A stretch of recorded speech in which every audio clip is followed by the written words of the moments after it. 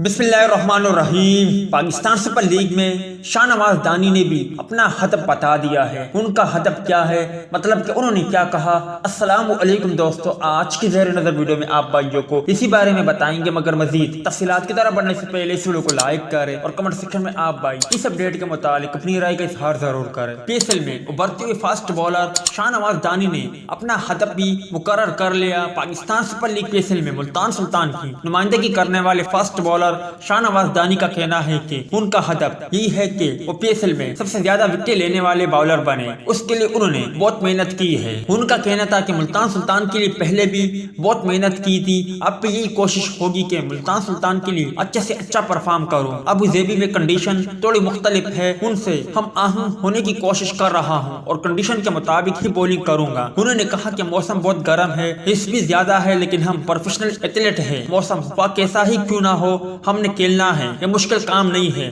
نواز دہانی نے کہا کہ میں بہت خوش ہوں کہ دورہ ویسٹ انڈیز کے لیے بھی میرا نام آیا ہے، زمبابوے میں بھی ٹیم کے ساتھ تھا، وہاں بہت کچھ سیکھنے کو ملا، اب بھی ٹیم کے ساتھ سیکھنے کا موقع ملے گا۔ ابھی مجھے بہت کچھ سیکھنا ہے اور یہ موقع مجھے ملتان سلطان کے ساتھ رہ کر بھی ملے گا۔ ایک سوال کا جواب نواز دہانی نے کہا کہ PSL کا ٹاپ بالر بننے کا ٹارگٹ ہے، PSL جہاں چھوڑی تھی وہی سے شروع کروں گا اور اس کے لیے بہت محنت کی ہے۔